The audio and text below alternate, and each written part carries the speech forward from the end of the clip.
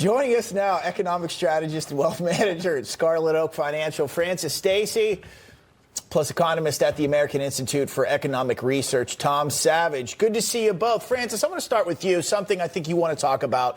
And I see what President Trump is doing here with these tariffs, the ultimate goal is to bring these jobs back home.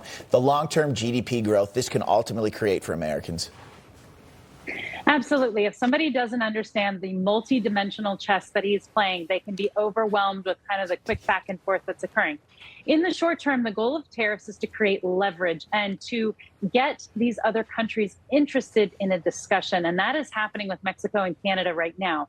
So it looks very volatile in that he's placing the tariffs, he's unplacing the tariffs, he's willing to talk, but he's using that leverage to basically get them to do things that we want and have them capitulate. Why does that work?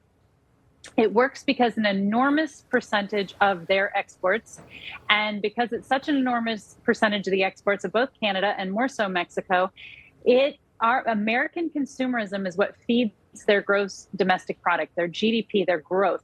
And so what happens is when we threaten their growth by saying, okay, we're going to take the American consumer off the table, that threatens their GDP, which threatens their leadership, et cetera, et cetera, et cetera. So that's the short-term goal.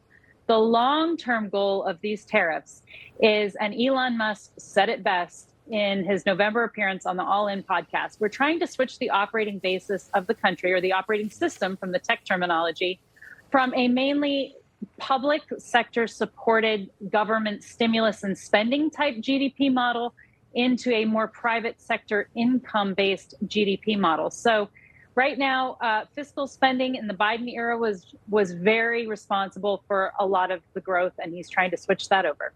Tom, what is your perspective on all this? What happens next? Well, that remains to be seen. I think really the key word here is uncertainty. Because, unfortunately, even if there is some grand plan or grand design, nobody besides the people in the Oval Office know what's going on. And that creates uncertainty. That creates uncertainty not just in financial markets. It's not just a blip on a chart. That creates uncertainty for everyday Americans at the grocery store, at the gas pump, everywhere they go. Because, as was mentioned, it affects not just production materials, it affects groceries, it affects fruits, it affects medications. And as John mentioned just a little while ago, some of those goods aren't going to be covered by tariffs under the USMCA with the goods coming from Mexico.